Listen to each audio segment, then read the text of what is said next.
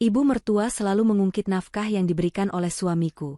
Dengan sombong dia menghinaku wanita miskin hanya menjadi beban suami. Suamiku yang kuanggap sosok pelindung justru membela ibunya dan ikut merendahkanku di depan banyak orang. Setelah pengkhianatan ini, kupastikan kalian hancur saat ku ungkap sebuah rahasia. Sebelum ceritanya dimulai, silahkan tulis di kolom komentar dari daerah mana saja teman-teman yang menonton cerita ini. Jangan lupa like dan subscribe agar channel ini bisa semakin berkembang dan bisa mempersembahkan cerita yang lebih menarik lagi. Udara di dalam mobil terasa sesak, jauh lebih pengap daripada yang ditunjukkan oleh penyejuk udara yang berembus pelan. Ayu menatap keluar jendela, memandangi lampu-lampu kota yang berkelip seperti bintang buatan manusia. Di sebelahnya, Mas Yusuf mengemudi dengan rahang yang sedikit mengeras, sebuah pertanda yang sudah sangat Ayu kenali. Ini adalah keheningan sebelum badai. Setiap kali mereka akan berkunjung ke rumah orang tuanya untuk acara keluarga, keheningan canggung ini selalu menjadi hidangan pembuka. Nanti kalau ibu mulai bicara macam-macam, kamu diam saja ya, Yu, kata Mas Yusuf akhirnya, memecah kesunyian. Matanya tetap lurus menatap jalanan di depan. Kamu tahu sendiri kan, watak ibu seperti apa? Beliau tidak bermaksud jahat, hanya saja caranya bicara kadang kurang pas. Ayu menarik napas panjang, mencoba menahan rasa perih yang mulai menjalar di hatinya. Bukan sekali atau dua kali ia mendengar nasihat yang sama. Kalimat itu sudah menjadi seperti kaset rusak yang diputar berulang-ulang. Sebuah pengingat bahwa dalam pertarungan apapun yang melibatkan ibunya, ia tidak akan pernah dibela. Iya, Mas. Aku mengerti, jawabnya lirih, lebih untuk mengakhiri percakapan daripada karena ia setuju. Bagaimana mungkin ia bisa setuju bahwa semburan hinaan bukanlah niat yang jahat? Mobil mereka berbelok memasuki sebuah gerbang raksasa yang menjulang angkuh, membuka jalan menuju halaman rumah yang lebih pantas disebut istana kecil. Pilar-pilar besar bergaya Romawi menopang teras depan, dan taman yang terawat sempurna tampak berkilauan di bawah sorotan lampu-lampu taman yang mewah. Ini adalah dunia Ibu Nurma dan Pak Sasmito, dunia yang selalu membuat Ayu merasa seperti sebutir debu yang salah tempat. Setiap kali ia melangkah masuk rumah ini, ia merasa seperti sedang memakai kostum yang salah, memainkan peran yang tidak pernah ia inginkan. Begitu mereka masuk, aroma masakan mewah dan parfum mahal langsung menyambut. Tawa renyah dan obrolan basa-basi terdengar dari ruang makan, tempat seluruh keluarga besar Sasmito telah berkumpul. Sambutan yang mereka terima terasa hangat di permukaan, namun dingin di baliknya. Cipika-cipiki dari para tante dan sepupu terasa seperti kewajiban. Senyum mereka tidak pernah sampai ke mata saat menatap Ayu. Mereka melihatnya, tetapi tidak benar-benar menerimanya. Ia adalah anomali, menantu dari keluarga biasa yang entah bagaimana bisa masuk ke dalam dinasti mereka yang terpandang. Ibu Nurma, sang ratu di istananya, duduk di kepala meja. Malam itu, ia mengenakan gaun sutra berwarna merah marun yang berkilauan. Leher, pergelangan tangan, dan jari-jarinya dihiasi berlian yang seolah berlomba-lomba memantulkan cahaya dari lampu kristal raksasa di atas mereka. Saat melihat Ayu, senyumnya terkembang, namun tatapan matanya tajam dan menilai, seolah sedang memindai harga setiap helai benang pada gaun sederhana yang dikenakan Ayu. Nah, ini dia pasangan yang paling ditunggu-tunggu, ujar Ibu Nurma dengan suara yang dibuat seceria mungkin, namun penuh dengan nada sarkasme yang hanya bisa ditangkap oleh mereka yang mengenalnya dengan baik. Ayo, duduk, Yu. Jangan malu-malu. Anggap saja rumah sendiri. Ayu hanya tersenyum tipis dan duduk di samping Mas Yusuf. Ucapan, anggap saja rumah sendiri, adalah ironi terbesar yang pernah ia dengar. Di tempat ini, ia bahkan tidak berani menggeser letak garpu tanpa merasa diawasi. Acara makan malam pun dimulai. Percakapan mengalir di sekitar meja, membahas topik-topik yang jauh dari jangkauan Ayu. Mereka berbicara tentang perjalanan liburan ke Eropa, harga saham yang meroket, pembelian properti baru, dan rencana lelang mobil antik. Ayu hanya diam, menjadi pendengar yang baik, sesekali tersenyum atau mengangguk ketika Mas Yusuf meliriknya, seolah memberi isyarat agar ia tetap terlihat terlibat. Kemudian, seperti yang sudah diduga, sorotan itu pun beralih padanya. Dimulai oleh seorang tante yang bertanya dengan nada manis yang dibuat-buat, Ayu, sekarang kesibukannya apa? Masih di rumah saja? Sebelum Ayu sempat menjawab, Ibu Nurma sudah menyahut dengan cepat. Sibuk? Tentu saja dia sangat sibuk. Sibuk menghabiskan uang suaminya, katanya, diakhiri dengan tawa kecil yang diikuti oleh beberapa kerabat lainnya. Pipi Ayu terasa panas. Ia melirik Mas Yusuf, berharap suaminya akan mengatakan sesuatu. Tetapi Mas Yusuf hanya tersenyum canggung dan pura-pura sibuk memotong steaknya. Serangan itu baru permulaan. Ibu Nurma seolah mendapatkan panggungnya malam itu. Ia mulai bercerita dengan suara yang sengaja dikeraskan, tentang betapa beratnya perjuangan seorang anak laki-laki seperti Yusuf di zaman sekarang. Ia harus bekerja keras banting tulang untuk bisa memberikan kehidupan yang layak bagi istrinya. Lihat saja kalung yang dipakai Ayu itu, kata Ibu Nurma sambil menunjuk leher Ayu dengan dagunya. Semua mata langsung tertuju pada kalung emas putih tipis dengan liontin kecil yang melingkar di leher Ayu. Itu adalah hadiah ulang tahun dari Mas Yusuf bulan lalu. Yusuf harus lembur seminggu penuh, hanya untuk membelikan kalung kecil seperti itu. Padahal kalau uangnya ditabung, kan, bisa untuk investasi. Tapi ya sudahlah, namanya juga menyenangkan istri. Setiap kata terasa seperti tamparan. Ibu Nurma dengan sengaja merendahkan nilai hadiah dari anaknya sendiri, sekaligus melukiskan citra Ayu sebagai istri materialistis yang tidak mengerti arti perjuangan. Ruangan itu terasa semakin panas, udara semakin tipis. Ayu menunduk, menatap piringnya yang masih terisi penuh. Nafsu makannya sudah hilang sejak 5 menit yang lalu. Puncaknya tiba ketika salah satu sepupu Mas Yusuf dengan bangga mengumumkan bahwa istrinya baru saja diterima bekerja di sebuah firma hukum ternama. Pujian pun mengalir deras. Ibu Nurma tidak menyia-nyiakan kesempatan itu. Ia menatap Ayu dengan tatapan merendahkan yang begitu kentara. Nah, begitu baru menantu idaman. Mandiri, punya karir, bisa membantu suami, dan membanggakan keluarga.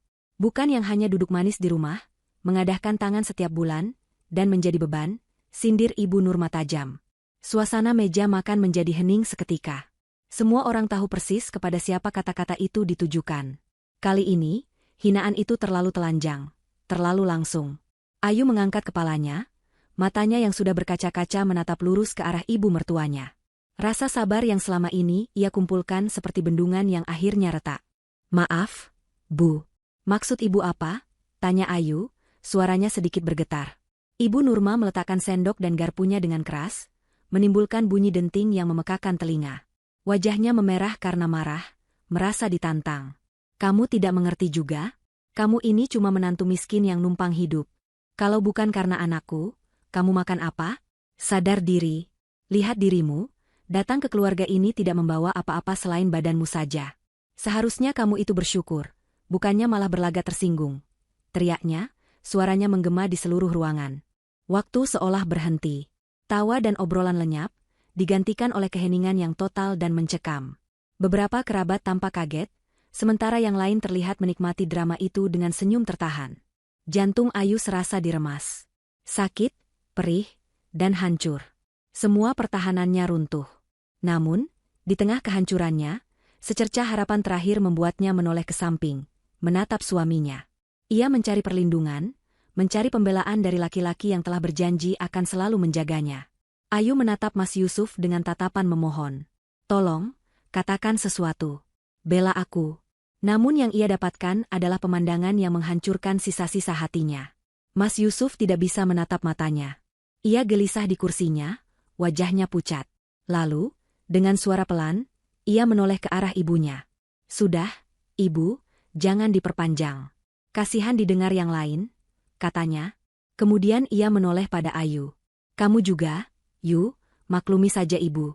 Beliau sedang lelah." Maklumi saja. Dua kata itu menjadi paku terakhir yang menancap di peti mati pernikahan mereka. Bukan hinaan Ibu Nurma yang paling menyakitkan, tetapi pengkhianatan suaminya. Di saat ia paling membutuhkannya, suaminya justru memilih untuk menyelamatkan muka ibunya dan mengorbankan harga dirinya. Sesuatu di dalam diri Ayu putus. Air mata yang tadi mendesak keluar tiba-tiba berhenti. Rasa sakit yang membakar perlahan berubah menjadi dingin yang membekukan. Ia tidak merasakan apa-apa lagi. Kosong. Kemudian, kekosongan itu mulai terisi dengan sesuatu yang lain. Sesuatu yang keras, tajam, dan penuh perhitungan. Ia tidak menangis. Ia menarik napas dalam-dalam, menegakkan punggungnya, dan menyeka sudut matanya yang kering. Dengan gerakan yang tenang dan anggun, ia meletakkan serbet makannya di atas meja. Ia berdiri, dan senyum tipis yang ganjil terukir di bibirnya. Senyum itu tidak menunjukkan kebahagiaan atau keramahan, melainkan sesuatu yang membuat bulu kuduk semua orang yang melihatnya berdiri. Dengan suara yang dingin, jernih, dan tanpa getaran sedikit pun, ia berkata, "Terima kasih atas makan malamnya, Bu. Saya rasa, ini yang terakhir." Tanpa menunggu jawaban, ia berbalik dan berjalan keluar dari ruang makan itu. Langkahnya mantap, punggungnya tegak lurus. Ia tidak menoleh ke belakang sama sekali. Ia meninggalkan keheningan yang pekat, wajah-wajah yang terkejut, dan seorang suami yang menatapnya dengan mulut ternganga, terlambat menyadari bahwa ia baru saja membuat kesalahan terbesar dalam hidupnya. Di luar rumah, udara malam yang sejuk menerpa wajahnya, tetapi tidak mampu mendinginkan api yang baru saja menyala di dalam dirinya. Ia berhenti sejenak di bawah temaram lampu jalan. Ia mengeluarkan ponselnya dari dalam tas tangan kecilnya. Jarinya dengan cepat mengetik sebuah pesan singkat ke sebuah nomor yang tersimpan dengan nama Sandi. Pesan itu hanya terdiri dari 2 kata. Mulai sekarang. Setelah menekan tombol kirim, ia memasukkan kembali ponselnya ke dalam tas. Permainan sudah berakhir. Atau lebih tepatnya, permainan mereka telah berakhir. Dan permainannya baru saja dimulai. Taksi yang ditumpangi Ayu melaju dengan mulus, membelah jalanan malam yang ramai. Ia tidak menangis. Matanya menatap lurus ke depan, kosong, namun pikirannya bekerja dengan kecepatan luar biasa. Peta-peta strategi, diagram alir, dan daftar aset berkelebat di benaknya, menggantikan bayangan wajah-wajah di meja makan tadi. Ia tidak sedang melarikan diri, ia sedang kembali ke markasnya, ke pusat kendali hidupnya yang sebenarnya. Alamat yang ia berikan kepada sopir taksi bukanlah alamat rumah kontrakannya bersama Mas Yusuf, sebuah rumah sederhana di pinggiran kota yang sengaja ia pilih untuk melengkapi penyamarannya. Alamat tujuannya adalah sebuah gedung pencakar langit ultramodern di jantung distrik bisnis, sebuah menara kaca dan baja yang menjulang gagah. Begitu taksi berhenti di lobi yang megah, seorang petugas keamanan berseragam rapi segera membukakan pintu untuknya, menyapanya dengan hormat, "Selamat malam, Nona Ayu." Tidak ada keterkejutan di wajah petugas itu melihatnya datang dengan taksi biasa dan gaun sederhana. Mereka sudah terbiasa dengan keanehan majikannya. Ayu hanya mengangguk singkat dan berjalan lurus menuju lift pribadi yang hanya bisa diakses dengan sidik jarinya. Pintu lift terbuka langsung di dalam sebuah penthouse yang luasnya mungkin setara dengan setengah lantai rumah mertuanya. Namun, suasananya sangat berbeda. Jika rumah Ibu Nurma adalah pameran kemewahan klasik yang norak, maka penthouse ini adalah perwujudan dari kemewahan modern yang minimalis dan fungsional. Dinding kaca dari lantai ke langit-langit menyajikan pemandangan 360 derajat gemerlap kota. Perabotannya didominasi warna monokrom, desainnya tajam dan bersih. Tidak ada pajangan kristal atau lukisan cat minyak bergaya feodal. Yang ada hanyalah beberapa karya seni abstrak dan deretan layar monitor canggih yang tertanam rapi di salah satu dinding. Ini bukan sekadar tempat tinggal, ini adalah pusat komando. Ayu berjalan ke kamar tidurnya yang luas, melepaskan gaun sederhana yang terasa seperti kostum sirkus baginya. Ia membiarkan gaun itu jatuh begitu saja di lantai, sebuah simbol bahwa perannya sebagai Ayu yang lemah dan penurut telah usai. Di depan cermin besar, ia menatap pantulan dirinya. Wanita di cermin itu tampak lelah, tetapi matanya menyeratkan kobaran api yang dahsyat. Ini adalah dirinya yang asli. Pikirannya melayang kembali ke masa lalu, ke alasan mengapa semua sandiwara ini dimulai. 3 tahun yang lalu, ia adalah Ayu Lestari Putri, satu-satunya pewaris Adijaya Group, sebuah konglomerasi raksasa yang dibangun oleh almarhum ayahnya. Sejak usia muda, ia sudah dididik untuk menjadi pemimpin. Hidupnya adalah tentang rapat dewan, analisis pasar saham, dan negosiasi bisnis tingkat tinggi. Ia dikelilingi oleh orang-orang yang mendekatinya dengan motif tersembunyi. Pria-pria yang merayunya hanya mengincar koneksi dan kekayaannya. Teman-teman yang memujinya hanya mengharapkan keuntungan. Ia merasa seperti berada di dalam sangkar emas, dikagumi tetapi tidak pernah benar-benar dicintai. Kelelahan itu mencapai puncaknya setelah ia berhasil memenangkan sebuah perang akuisisi yang brutal melawan pesaing bisnisnya. Kemenangan itu terasa hampa. Di tengah pesta perayaan, ia melihat pantulan dirinya di jendela, seorang wanita muda dengan tatapan mata yang tua dan letih. Saat itulah ia membuat keputusan drastis. Ia ingin rehat. Ia ingin merasakan bagaimana rasanya menjadi orang biasa. Dicintai bukan karena nama belakang atau saldo rekeningnya, tetapi karena dirinya sendiri. Dengan bantuan timnya yang paling terpercaya, ia menciptakan identitas baru. Ayu, seorang gadis yatim piatu dari kota kecil dengan warisan yang cukup untuk hidup sederhana. Ia menyewa rumah kontrakan kecil, bekerja paruh waktu di sebuah toko buku, dan menikmati anonimitas yang selama ini ia dambakan. Di sanalah ia bertemu Yusuf. Yusuf, seorang manajer tingkat menengah di sebuah perusahaan properti, tampak seperti angin segar. Ia tidak tahu siapa Ayu sebenarnya. Ia mendekatinya dengan canggung, mengajaknya makan di warung tenda, dan memberinya hadiah-hadiah kecil yang tulus. Untuk pertama kalinya, Ayu merasa dilihat sebagai seorang wanita, bukan sebagai aset perusahaan. Ia jatuh cinta pada ilusi itu. Ia percaya bahwa ia telah menemukan cinta sejati yang ia cari. Sebelum menikah, ia sempat ragu. Haruskah ia mengungkapkan jati dirinya? Namun ketakutannya lebih besar. Ia takut jika Yusuf tahu, tatapannya akan berubah, ketulusannya akan luntur, digantikan oleh kekaguman palsu yang sama seperti yang ia lihat pada pria-pria lain. Maka, ia mengubur rahasianya dalam-dalam, membuat janji pada dirinya sendiri bahwa ia akan menjalani kehidupan sederhana ini selamanya, asalkan ia memiliki cinta Yusuf. Sebuah janji yang kini terasa begitu naif dan bodoh. Kembali di masa kini, Ayu melangkah ke bawah pancuran air hangat, membiarkan air itu menghapus sisa-sisa kelemahannya. Ia keluar dari kamar mandi dengan mengenakan jubah sutra hitam, rambutnya yang basah tergerai di punggungnya. Ia duduk di depan meja komputernya, menyentuh layar untuk mengaktifkannya. Wajahnya yang terpantul di layar gelap tampak tenang dan penuh kendali. Dengan beberapa ketukan, ia memulai sebuah panggilan video terenkripsi. Beberapa detik kemudian, 4 kotak video muncul di layar utama, menampilkan wajah-wajah serius dari tim inti hukum dan keuangannya yang berbasis di Singapura dan Swiss. Mereka adalah orang-orang terbaik di bidangnya, yang loyalitasnya telah teruji selama bertahun-tahun. "Selamat malam, Nona Ayu," sapa seorang pria berkacamata di salah satu kotak. Ia adalah kepala tim hukumnya. "Malam. Status?" tanya Ayu langsung, tanpa basa-basi. Suaranya datar dan profesional. "Semua aset telah dilacak. Sumber kekayaan utama keluarga Sasmito berasal dari PT Jaya Makmur. Dana pribadi Ibu Nurma dan Mas Yusuf sepenuhnya bergantung pada gaji dan fasilitas dari perusahaan itu. Mereka tidak memiliki sumber penghasilan signifikan lainnya. Mereka hidup dari utang kartu kredit dan pinjaman perusahaan untuk menopang gaya hidup mereka," lapor kepala tim keuangan. Ayu mengangguk pelan. Sesuai dugaannya, mereka adalah raja dan ratu di atas istana pasir. "Baik," kata Ayu. "Protokol badai diaktifkan sepenuhnya. Saya mau kalian mulai dengan langkah-langkah kecil. Blokir semua kartu kredit tambahan atas nama Ibu Nurma yang terikat pada akun korporat. Tarik semua fasilitas kendaraan mewah atas nama Pak Sasmito di luar yang menjadi hak jabatannya. Dan untuk Yusuf," Ayu berhenti sejenak, "kirimkan surat pemberitahuan audit internal untuk seluruh departemennya. Fokuskan pada penyalahgunaan dana representasi dan klaim perjalanan fiktif. Aku ingin dia merasakan tekanan dari dalam."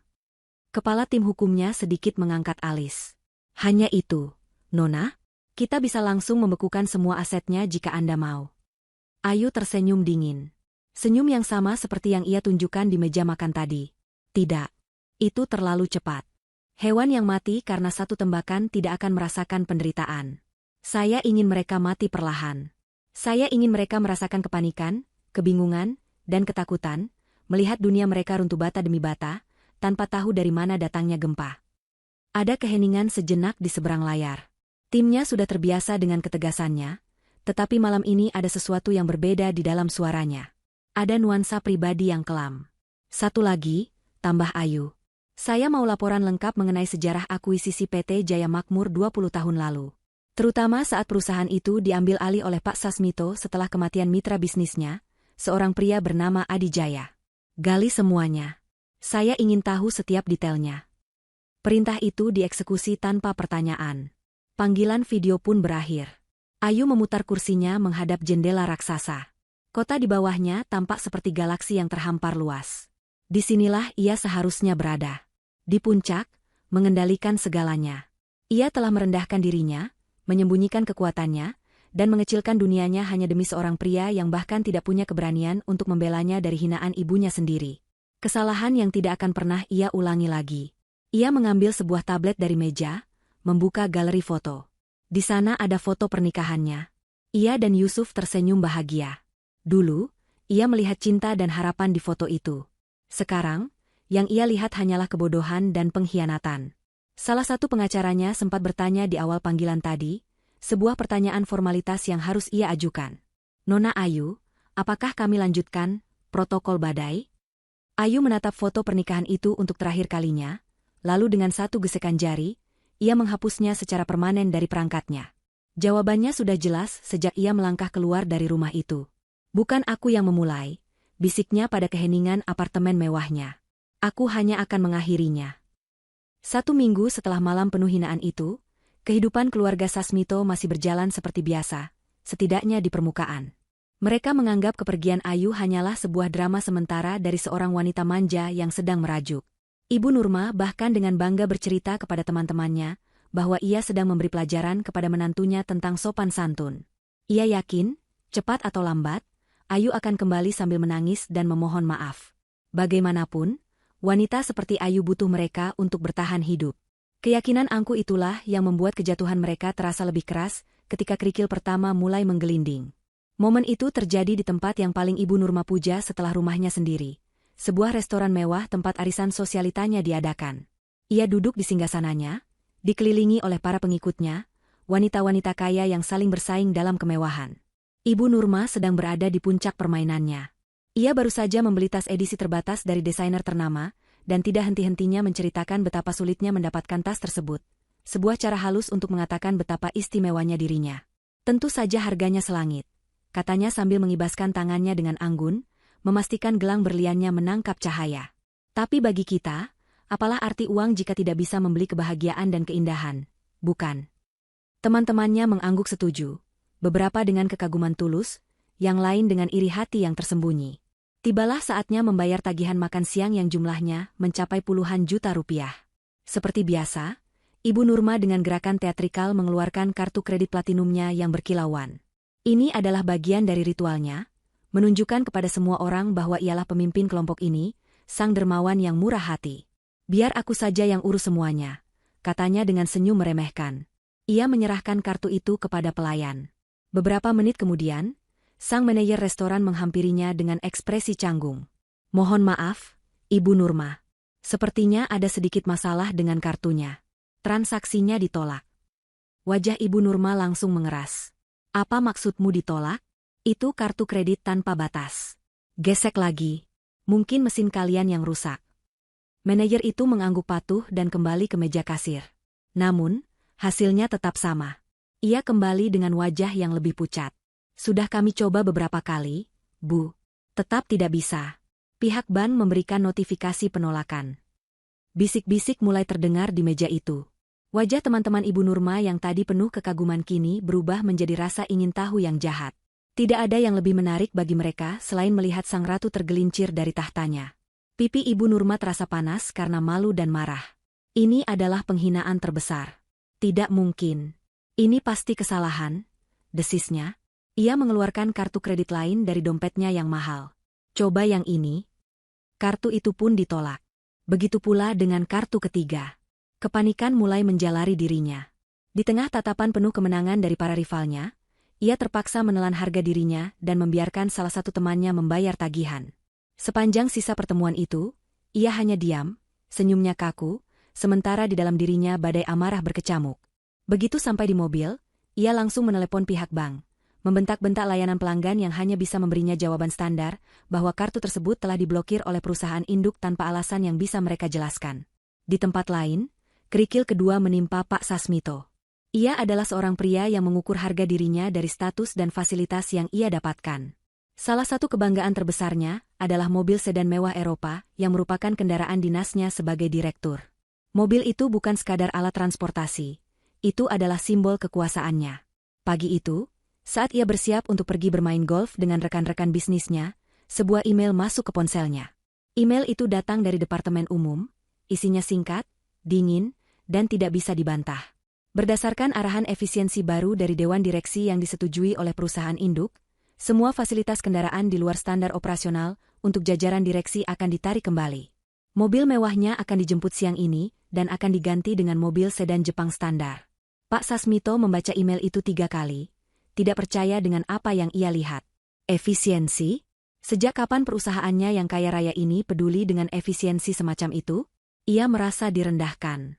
Dengan murka, ia menelepon kepala Departemen Umum, seorang pria yang biasanya akan gemetar jika mendengar namanya disebut. Apa maksud dari email konyol ini? Hardiknya tanpa basa-basi. Namun, jawaban yang ia terima di luar dugaan. Suara di seberang telepon itu terdengar tenang dan formal. Mohon maaf, Pak Sasmito. Ini adalah keputusan final dari kantor pusat holding. Saya hanya menjalankan perintah. Sopir kami akan tiba pukul 12 siang untuk proses serah terima. Perintah siapa? Siapa yang berani membuat keputusan ini tanpa persetujuan saya? Perintah langsung dari perwakilan pemegang saham mayoritas. Pak, saya tidak punya wewenang untuk mempertanyakannya. Telepon ditutup. Pak Sasmito berdiri termangu di garasinya, menatap mobilnya yang berkilauan. Ia merasa seolah ada tangan tak terlihat yang baru saja menampar wajahnya. Kekuasaannya, yang selama ini ia anggap absolut di dalam perusahaan itu, ternyata memiliki batas. Dan ia sama sekali tidak tahu siapa yang menetapkan batas itu. Sementara itu, di kantornya, Mas Yusuf sedang menghadapi perangnya sendiri. Tekanan datang dari segala arah, seperti serangkaian pukulan jab yang cepat dan membingungkan. Proyek pembangunan resor mewah yang sudah ia siapkan selama berbulan-bulan tiba-tiba ditunda oleh Komite Investasi dengan alasan, perlu peninjauan ulang terhadap studi kelayakan. Anggaran promosi untuk departemennya dipotong 50% tanpa pemberitahuan sebelumnya.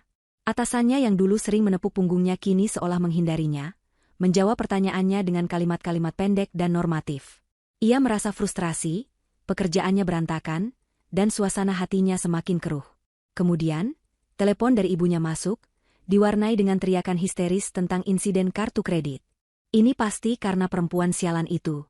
Sejak dia pergi dari rumah, semua jadi berantakan. Cepat kamu urus ini, Yusuf. Ibu malu. Belum reda amarah ibunya, telepon dari ayahnya menyusul, mengeluhkan tentang mobil dinasnya yang ditarik. Ada yang tidak beres di kantor, Yusuf. Kamu cari tahu. Ayah merasa ada yang bergerak di belakang kita. Yusuf merasa kepalanya mau pecah. Ia tidak bisa menghubungkan titik-titik itu. Dalam benaknya yang sempit, semua ini hanyalah rentetan nasib buruk. Ia bahkan menyalahkan kepergian Ayu sebagai penyebab stresnya, yang membuatnya tidak bisa fokus bekerja. Ia merindukan Ayu, bukan karena cinta, tetapi karena ia merindukan keteraturan hidupnya yang dulu. Ia merindukan seseorang yang bisa ia jadikan pelampiasan atas hari buruknya di kantor. Di puncak rasa frustrasinya, sebuah notifikasi email muncul di layar komputernya. Subjeknya tertulis dengan huruf kapital, pemberitahuan audit internal wajib. Jantungnya berdebar sedikit lebih kencang. Ia membuka email itu. Isinya adalah surat resmi dari tim audit internal holding, memberitahukan bahwa akan dilakukan pemeriksaan menyeluruh terhadap semua pengeluaran dan klaim biaya di departemennya selama 3 tahun terakhir. Email itu menekankan bahwa setiap ketidakwajaran yang ditemukan akan ditindaklanjuti sesuai dengan hukum yang berlaku, termasuk kemungkinan tuntutan pidana atas penggelapan dana perusahaan. Keringat dingin mulai membasahi pelipisnya. Ia tahu persis bahwa klaim perjalanannya penuh dengan rekayasa. Makan malam mewah bersama teman-temannya sering ia klaim sebagai biaya menjamu klien. Tiket liburan keluarga ia masukkan sebagai biaya perjalanan dinas. Selama ini, tidak ada yang pernah memeriksanya. Ia merasa aman. Tapi sekarang, sebuah tim audit dari kantor pusat akan menguliti setiap transaksinya. Ia menggulir email itu ke bawah dengan tangan gemetar, mencari tahu siapa yang bertanggung jawab atas perintah neraka ini. Di bagian bawah, di kolom tembusan surat, CC, matanya terpaku pada serangkaian inisial yang belum pernah ia lihat sebelumnya. Inisial itu seolah menatapnya balik dari layar, dingin dan penuh kuasa. Tembusan, ALP, Kantor Pusat Holding. Yusuf menelan ludah. Siapakah ALP? Nama itu terasa asing. Namun entah kenapa mengirimkan getaran ketakutan yang mendalam ke tulang punggungnya. Ia tidak tahu siapa orang itu, tetapi ia punya firasat yang sangat buruk bahwa hidupnya yang nyaman dan penuh kepura-puraan akan segera berakhir. Kabar mengenai audit internal menyebar di lantai kantor PT Jaya Makmur, secepat api membakar ilalang kering. Keesokan harinya, suasana yang biasanya penuh dengan obrolan santai dan tawa berubah menjadi tegang dan penuh bisik-bisik. 3 orang auditor dari kantor pusat holding tiba. Mereka tidak tampak seperti auditor internal pada umumnya yang bisa diajak berkompromi. Mereka adalah tim profesional yang dingin, efisien, dan tidak banyak bicara. 2 pria dan 1 wanita. Semuanya mengenakan setelan gelap yang mahal, seolah mereka adalah agen dari sebuah badan intelijen. Mereka mengambil alih ruang rapat terbesar, mengubahnya menjadi markas mereka, dan dari sana, gelombang ketakutan mulai menyebar. Karyawan dipanggil satu persatu. Namun, fokus utama mereka jelas adalah Departemen Pemasaran dan Proyek yang dipimpin oleh Yusuf.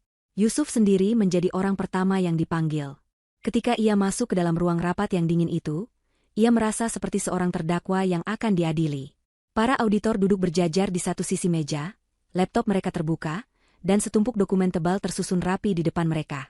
"Selamat pagi, Bapak Yusuf," sapa auditor wanita yang tampaknya menjadi pemimpin tim. Suaranya datar tanpa emosi. "Kami hanya ingin mengklarifikasi beberapa hal."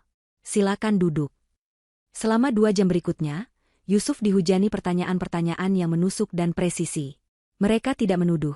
Mereka hanya bertanya, tetapi setiap pertanyaan terasa seperti sebuah jerat yang semakin mengencang.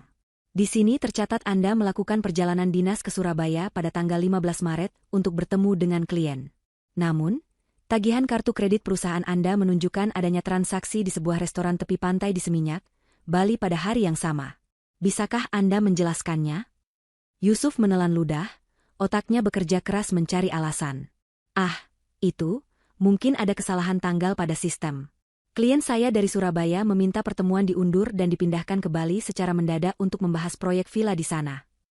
Auditor itu hanya menatapnya tanpa ekspresi, lalu mengetik sesuatu di laptopnya. Baik. Apakah Anda memiliki notulen rapat atau setidaknya email konfirmasi mengenai perubahan lokasi pertemuan tersebut? Tentu saja ia tidak memilikinya. Yusuf mulai berkeringat. Saya rasa itu hanya percakapan lisan melalui telepon. Pertanyaan terus berlanjut, semakin detail dan semakin sulit untuk dibantah. Mereka menunjukkan bukti pembayaran tol pada hari libur nasional yang ia klaim sebagai biaya transportasi survei lokasi. Mereka mempertanyakan tagihan hotel untuk 2 kamar sementara surat tugasnya hanya untuk 1 orang. Mereka bahkan memiliki data GPS dari mobil dinasnya yang menunjukkan bahwa pada jam kerja, mobil itu seringkali berada di mall atau klub golf. Setiap kebohongan kecil dan penyalahgunaan wewenang yang pernah ia lakukan seolah dibentangkan di atas meja untuk dilihat semua orang. Ia keluar dari ruangan itu dengan perasaan telanjang dan lemas, yakin bahwa para auditor itu tahu segalanya. Berita tentang interogasi Yusuf menyebar dengan cepat. Orang-orang mulai menjaga jarak darinya. Rekan kerja yang biasanya mengajaknya makan siang kini tiba-tiba punya urusan mendadak. Obrolan di pantry akan berhenti seketika jika ia masuk. Ia menjadi seperti hantu di kantornya sendiri, diisolasi dan dikucilkan. Ia bisa merasakan tatapan mata mereka di punggungnya, tatapan yang penuh dengan rasa ingin tahu, cemoohan, dan sedikit rasa takut. Rumor baru yang lebih besar mulai beredar, melampaui sekadar masalah audit. Para manajer senior berbisik tentang adanya perubahan besar di tingkat kepemilikan saham. Seorang investor misterius, yang disebut sebagai investor siluman, telah secara diam-diam mengakuisisi mayoritas saham perusahaan melalui pasar global. Era kepemimpinan keluarga Sasmito, yang selama ini dianggap tak tergoyahkan, disebut-sebut akan segera berakhir. Pak Sasmito merasakan getaran ini lebih kuat dari siapapun.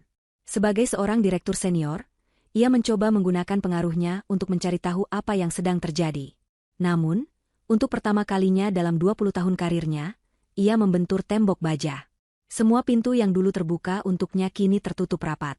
Ia menelepon salah satu anggota dewan direksi yang merupakan teman lamanya. Budi, apa yang sebenarnya terjadi? Siapa investor baru ini? Tanyanya langsung. Suara temannya di seberang terdengar gugup dan menghindar. Maaf, Sas. Aku tidak bisa bicara banyak. Tanganku terikat. Ini semua sangat rahasia dan keputusannya datang dari tingkat yang sangat tinggi. Tingkat setinggi apa? Aku ini direktur di sini, bentak Pak Sasmito, frustrasi. Lebih tinggi dari kita semua, Sas. Perintahnya datang langsung dari perwakilan holding di Zurich. Mereka sangat tertutup.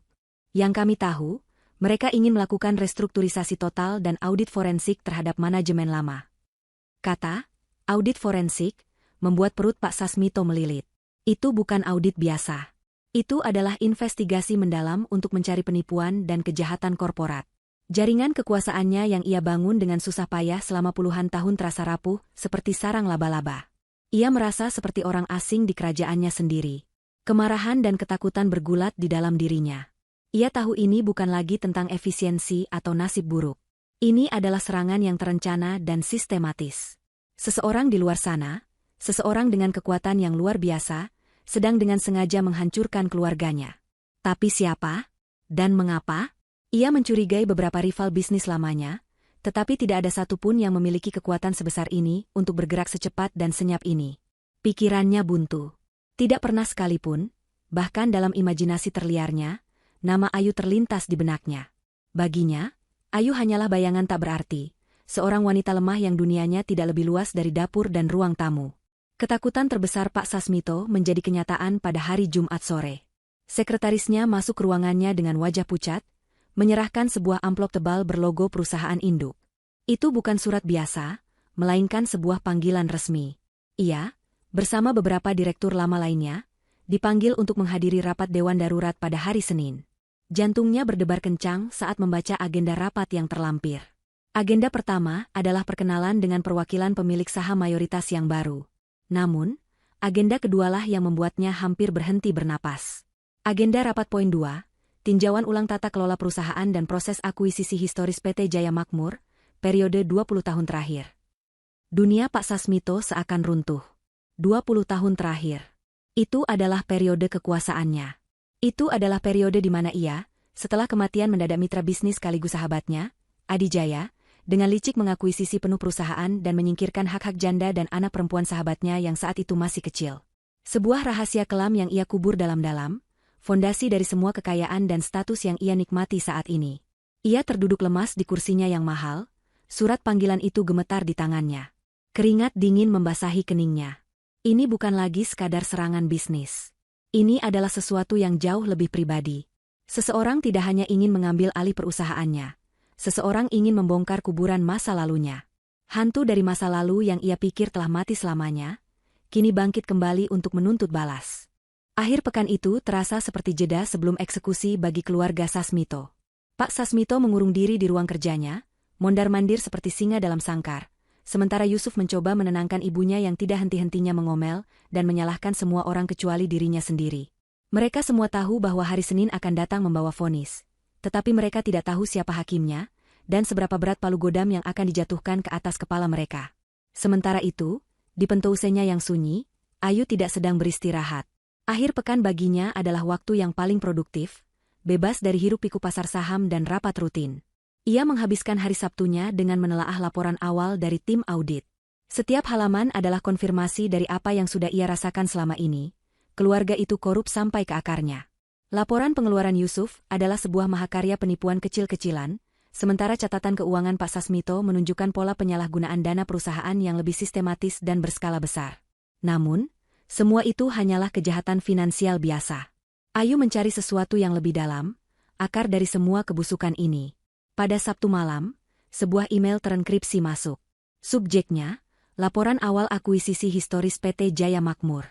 Jantungnya berdebar sedikit lebih cepat. Inilah yang ia tunggu.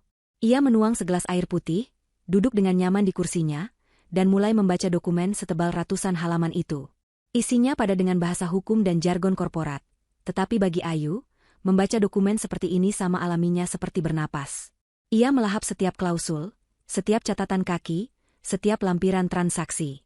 Laporan itu melukiskan sebuah cerita yang dingin dan kejam. 20 tahun yang lalu, PT Jaya Makmur didirikan oleh dua sahabat, Adi Jaya, ayahnya, seorang visioner jenius yang menjadi otak di balik inovasi perusahaan, dan Sasmito, seorang administrator ulung yang pandai berjejaring dan mengelola operasional. Ayahnya memegang 60% saham, sementara Sasmito 40%.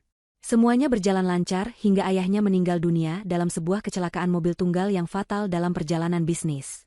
Setelah kematian ayahnya, ibunya yang sedang berduka dan tidak mengerti seluk-beluk bisnis, menyerahkan semua urusan perusahaan kepada Pak Sasmito, orang yang ia anggap sebagai sahabat suaminya. Laporan itu menunjukkan bagaimana Sasmito, dengan dalih, menyelamatkan perusahaan dari krisis kepemimpinan, melakukan serangkaian manuver korporat yang licik. Ia menerbitkan saham baru yang secara drastis mendilusi kepemilikan saham milik keluarga Adi Jaya. Ia menggunakan dana perusahaan untuk membeli kembali saham-saham tersebut melalui perusahaan cangkang miliknya, secara efektif mencuri kepemilikan mayoritas dengan uang perusahaan itu sendiri. Dalam waktu kurang dari setahun, kepemilikan saham keluarga Adi Jaya yang tadinya 60% menyusut menjadi kurang dari 5%, nilai yang tidak signifikan. Ibunya, yang kebingungan dengan dokumen-dokumen rumit yang disodorkan kepadanya, akhirnya menjual sisa saham itu dengan harga murah, hanya untuk bisa pergi dari kota dan memulai hidup baru dengan putrinya yang masih kecil. Ayu menutup dokumen digital itu, matanya terasa panas. Jadi, semua kemewahan yang dipamerkan Ibu Nurma, semua kesombongan Pak Sasmito, semua fasilitas yang dinikmati Yusuf, semuanya dibangun di atas pengkhianatan terhadap ayahnya. Mereka bukan hanya menghinanya sebagai menantu, mereka telah merampok warisannya, meludahi makam ayahnya, dan menertawakan penderitaan ibunya.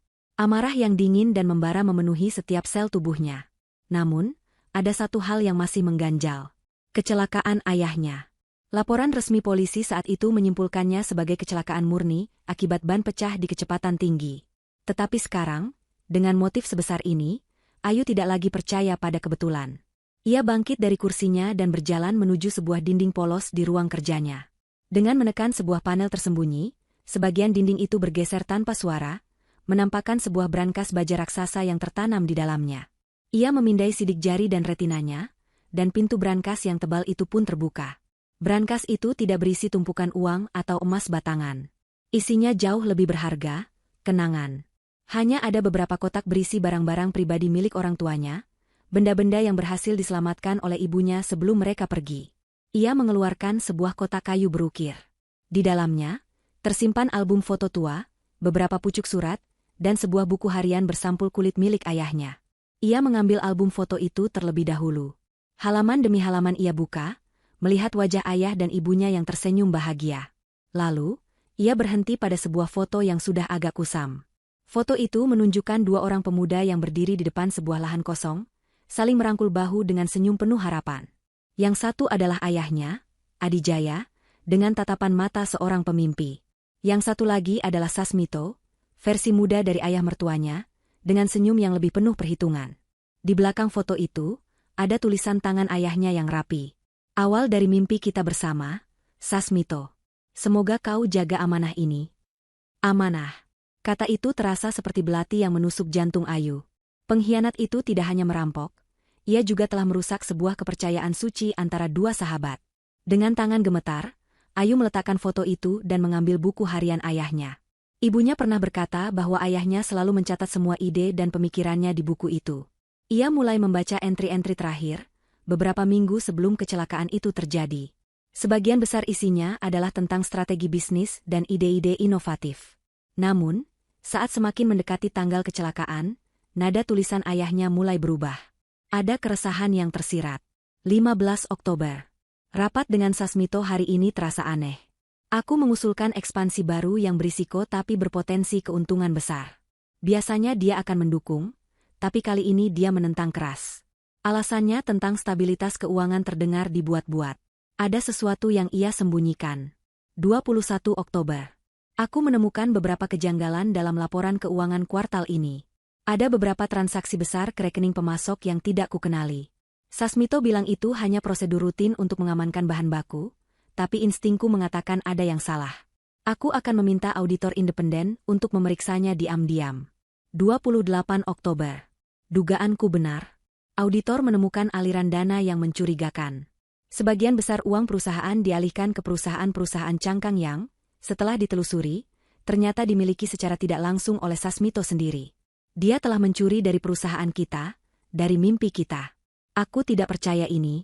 Sahabatku sendiri, besok aku akan menemuinya. Aku akan memberinya dua pilihan, akui semuanya dan kembalikan uangnya, atau aku akan membawanya ke jalur hukum. Entry terakhir itu tertanggal 1 hari sebelum mobil ayahnya ditemukan hancur di dasar jurang. Ayu membeku. Buku harian itu jatuh dari tangannya. Semuanya menjadi jelas sekarang. Itu bukan kecelakaan. Ayahnya dibunuh. Ia dibunuh karena telah menemukan kejahatan sahabatnya sendiri. Sasmito tidak hanya mencuri perusahaan setelah ayahnya meninggal. Ia menyebabkan kematian ayahnya untuk bisa mencuri perusahaan itu. Getaran hebat menjalari tubuhnya, bukan karena takut, melainkan karena amarah yang mencapai titik puncaknya. Ini bukan lagi sekadar pembalasan dendam atas penghinaan pribadi. Ini bukan lagi sekadar merebut kembali hak warisnya. Ini adalah perjuangan untuk keadilan atas nyawa ayahnya. Ia membungkuk, mengambil foto kusam ayah dan pengkhianatnya itu. Ia menatap wajah muda Pak Sasmito yang tersenyum licik, lalu beralih menatap wajah ayahnya yang penuh kepercayaan. Air mata akhirnya menetes dari matanya, bukan air mata kesedihan, melainkan air mata sumpah. Sumpah bahwa keadilan akan ditegakkan. Jadi ini bukan hanya soal penghinaan. Ayah, bisiknya pada foto di tangannya, suaranya serak karena emosi yang tertahan. Ini soal pengkhianatan, dan mungkin pembunuhan. Ia meletakkan kembali semua barang itu ke dalam brankas dengan hati-hati. Ketika ia menutup pintu brankas yang tebal itu, ia merasa seolah sedang menutup sebuah babak dalam hidupnya. Babak kesabaran, kesederhanaan, dan kepura-puraan telah berakhir. Babak yang baru akan menjadi babak pembalasan yang dingin, kejam, dan tanpa ampun. Hari Senin tiba bukan dengan fajar yang cerah, melainkan dengan langit kelabu yang seolah ikut berduka atas nasib keluarga Sasmito. Badai yang telah disiapkan Ayu akhirnya tiba, bukan dalam bentuk hujan dan angin, melainkan dalam bentuk notifikasi digital dan surat resmi yang menghancurkan. Petir pertama menyambar tepat pada pukul 8 pagi, saat aktivitas perbankan dimulai. Di meja makan yang terasa sangat besar dan kosong, keluarga Sasmito sedang mencoba sarapan dalam keheningan yang mencekam. Tiba-tiba, ponsel Ibu Nurma bergetar. Sebuah pesan singkat dari bank. Awalnya ia mengabaikannya, tetapi pesan serupa masuk ke ponsel Pak Sasmito, lalu ke ponsel Yusuf. Dengan perasaan tidak enak, Yusuf membuka pesannya. Matanya membelalak. "Rekeningku," dibekukan, bisiknya dengan suara tercekat. Pak Sasmito dan Ibu Nurma buru-buru memeriksa ponsel mereka. Notifikasi yang sama.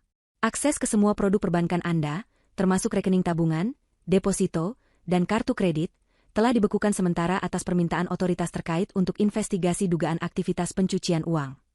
Pencucian uang? Ini gila, teriak Ibu Nurma, wajahnya pucat pasi. Kita tidak pernah melakukan hal seperti itu. Pak Sasmito tidak berkata apa-apa. Sebagai seorang pebisnis, ia tahu persis apa arti tuduhan itu. Itu adalah cara paling cepat dan legal untuk melumpuhkan seseorang secara finansial. Tanpa akses ke rekening mereka, mereka tidak punya apa-apa. Mereka bahkan tidak bisa membeli bensin atau membayar tagihan listrik. Kekayaan mereka yang tadinya terasa begitu nyata, kini hanyalah angka-angka tak berguna di layar yang tidak bisa mereka sentuh. Kepanikan yang sesungguhnya mulai melanda. Petir kedua menyambar 1 jam kemudian, di dunia profesional mereka. Yusuf, yang masih linglung namun tetap memaksakan diri berangkat kerja, tiba di lobi kantornya. Ketika ia menempelkan kartu aksesnya di gerbang putar, lampu merah menyala dan alarm berbunyi pelan. Akses ditolak. Sebelum ia sempat bertanya, 2 orang petugas keamanan yang berbadan tegap menghampirinya, diikuti oleh seorang manajer HRD yang membawa sebuah kotak kardus. "Selamat pagi, Pak Yusuf," sapa manajer HRD itu dengan nada formal yang dingin. "Atas nama perusahaan, kami memberhentikan Anda secara tidak hormat terhitung sejak hari ini. Ini surat pemecatan Anda, dan ini barang-barang pribadi Anda dari meja kerja Anda. Mohon untuk segera meninggalkan area perusahaan." Yusuf berdiri mematung, tidak bisa memproses apa yang baru saja terjadi. Dipecat? Di lobi?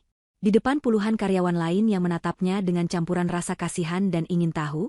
Ini adalah puncak penghinaan. Ia mencoba membantah, meminta penjelasan, tetapi para petugas keamanan itu dengan sopan namun tegas mengadangnya. Surat pemecatan itu menyebutkan pelanggaran berat terhadap kode etik perusahaan terkait pemalsuan laporan keuangan dan penggelapan dana. Ia bahkan tidak diberi kesempatan untuk membela diri. Dengan langkah gontai dan wajah memerah karena malu, ia diantar keluar dari gedung tempat ia membangun karirnya, membawa sebuah kotak berisi kenangan yang kini terasa tidak ada harganya. Di lantai atas, ayahnya, Pak Sasmito, mengalami eksekusi yang lebih senyap namun tidak kalah brutal. Ia tidak dipecat. Ia dibersihkan. Saat ia masuk ke ruang kerjanya, ia menemukan 2 orang pria asing berjas sudah menunggunya. Mereka memperkenalkan diri sebagai tim hukum transisi dari perusahaan induk. Tanpa basa-basi, mereka menyodorkan sebuah map tebal di atas mejanya. Isinya adalah bukti-bukti tak terbantahkan dari praktik korupsinya selama bertahun-tahun, lengkap dengan salinan laporan auditor yang ditemukan oleh ayah Ayu puluhan tahun yang lalu, yang entah bagaimana bisa kembali muncul. "Kami memberi Anda 2 pilihan, Pak Sasmito," kata pengacara itu dengan tenang. "Pilihan pertama, Anda menandatangani surat pengunduran diri sukarela ini, efektif segera, beserta perjanjian kerahasiaan yang sangat mengikat. Anda akan pergi dengan tenang, meskipun tanpa pesangon.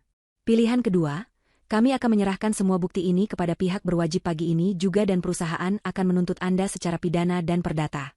Anda akan menghabiskan sisa hidup Anda di penjara, dan semua aset pribadi Anda yang tersisa akan disita."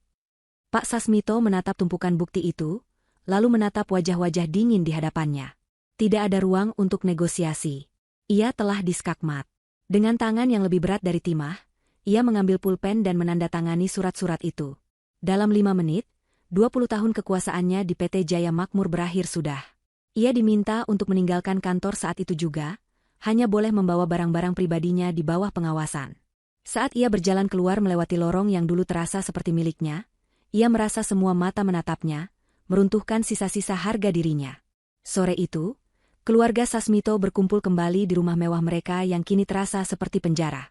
Tidak ada pekerjaan, tidak ada uang, tidak ada status. Hanya ada keheningan yang dipenuhi oleh isak tangis Ibu Nurma dan tatapan kosong Pak Sasmito.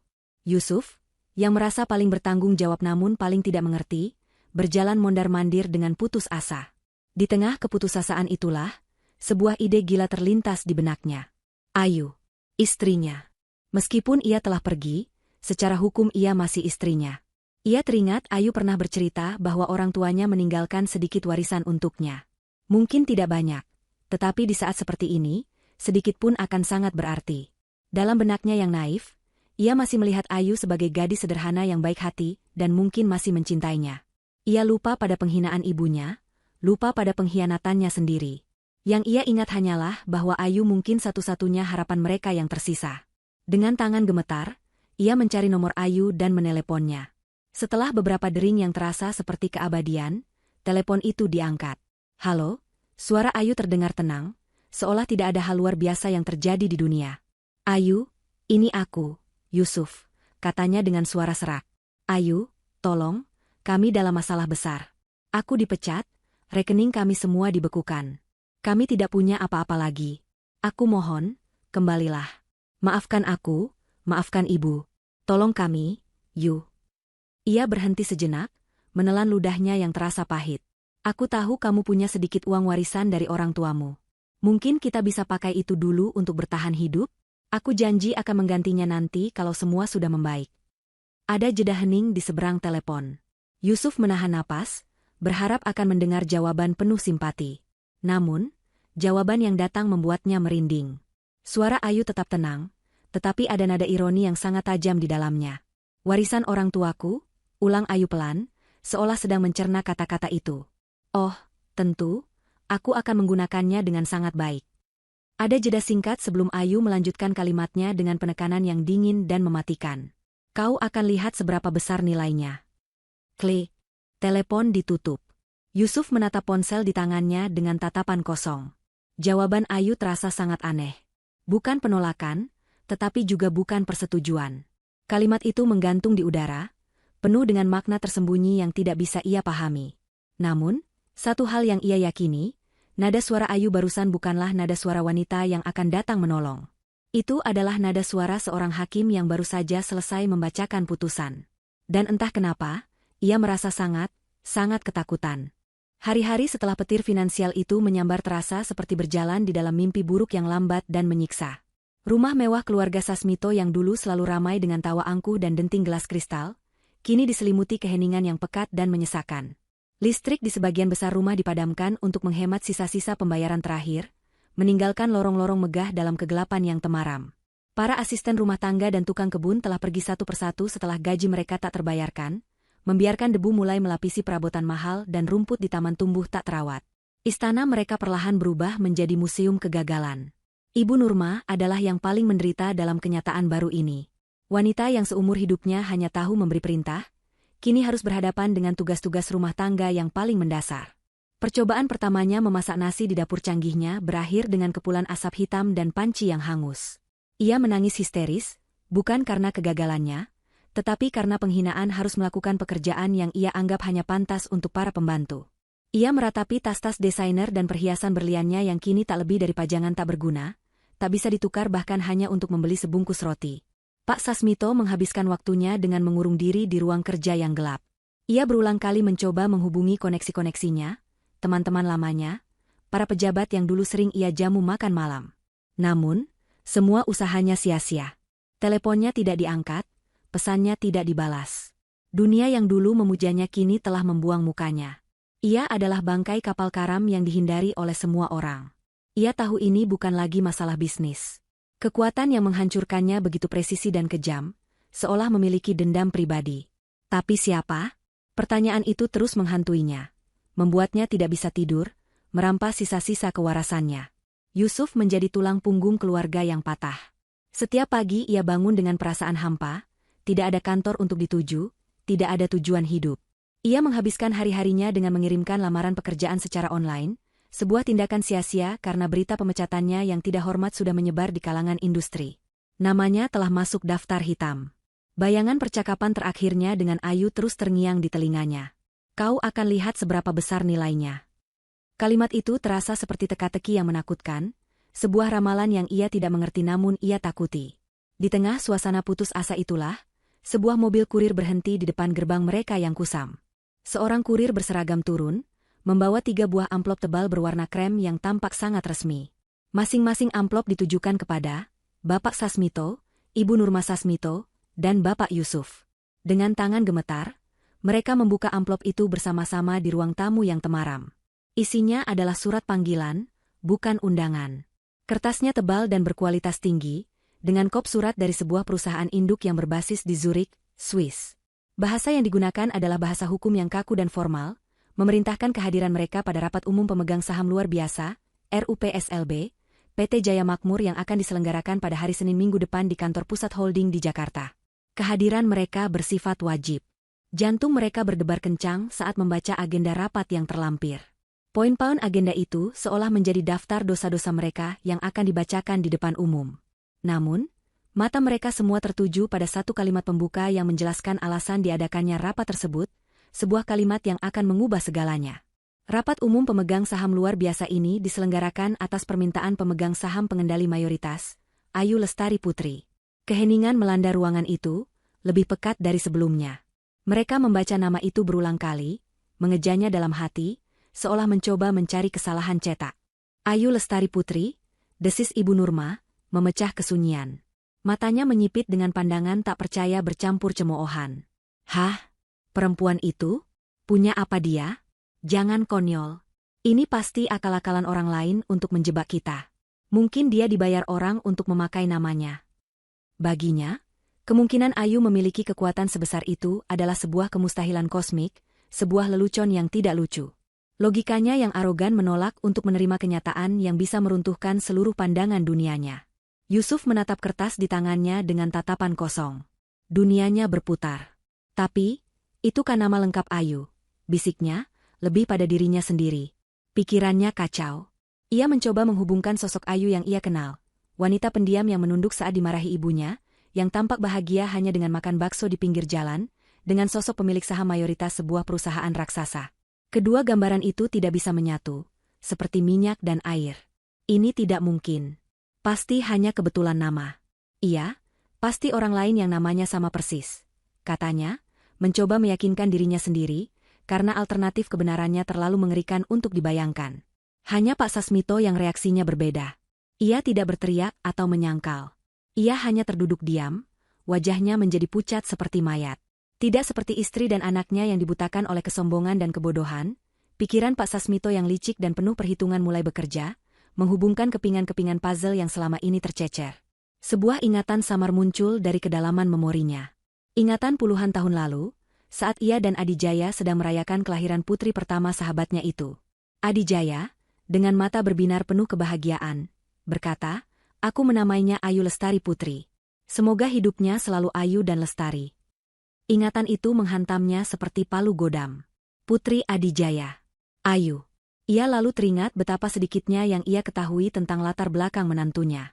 Ayu selalu mengatakan ia yatim piatu dan berasal dari kota kecil. Mereka tidak pernah repot-repot untuk memeriksa kebenarannya, karena mereka memang tidak peduli. Mereka menganggapnya tidak penting. Ia teringat pada ketenangan Ayu yang ganjil saat ia berjalan keluar dari rumah mereka malam itu. Bukan ketenangan seorang wanita yang terluka, melainkan ketenangan seorang jenderal yang baru saja menyatakan perang. Dan terakhir, ia teringat agenda rapat itu, tinjauan ulang akuisisi historis. Semuanya terhubung. Ini bukan kebetulan. Ini bukan serangan dari rival bisnis. Ini adalah balas dendam yang telah direncanakan selama bertahun-tahun. Balas dendam dari putri sahabat yang telah ia hianati. Kita salah menilainya, bisik Pak Sasmito, suaranya serak. Kita semua salah besar. Ibu Nurma dan Yusuf menatapnya dengan bingung. Apa maksudmu, Pak? Tanya Yusuf. Pak Sasmito menatap kosong ke depan, matanya melihat sesuatu yang tidak bisa mereka lihat. Hantu masa lalunya yang kini telah menjelma dalam wujud menantunya sendiri. Dia bukan seperti yang kita kira. Dia adalah Putri Adijaya. Meski masih diliputi kebingungan dan penyangkalan, secercah harapan palsu muncul di benak mereka. Jika benar Ayu yang berada di balik semua ini, mungkin mereka masih bisa diselamatkan. Mungkin mereka bisa menggunakan hubungan pernikahan Yusuf untuk memohon belas kasihan. Mereka memutuskan untuk datang ke rapat itu, berpegang pada harapan tipis bahwa mereka akan menghadapi seorang wanita yang bisa mereka bujuk, bukan seorang ratu yang akan menjatuhkan hukuman mati. Mereka sama sekali tidak tahu bahwa pintu untuk belas kasihan sudah tertutup rapat, sejak malam mereka menghancurkan hatinya di meja makan. Gedung pencakar langit tempat kantor pusat holding berada menjulang ke awan, sebuah monumen kaca dan baja yang seolah menusuk langit Jakarta. Bagi keluarga Sasmito, gedung itu terasa seperti tiang gantungan. Perjalanan mereka menuju ke sana dipenuhi keheningan yang tegang. Mereka mengenakan pakaian terbaik mereka yang tersisa, sebuah upaya menyedihkan untuk mempertahankan sisa-sisa martabat yang hampir tidak ada lagi. Wajah Pak Sasmito tampak kuyu dan menua, Ibu Nurma terlihat gugup dengan riasan yang sedikit berantakan, dan Yusuf tampak seperti orang linglung yang berjalan menuju takdirnya yang tidak diketahui. Begitu masuk ke lobi yang menyerupai lobi Hotel Bintang 7, mereka langsung merasakan atmosfer intimidasi.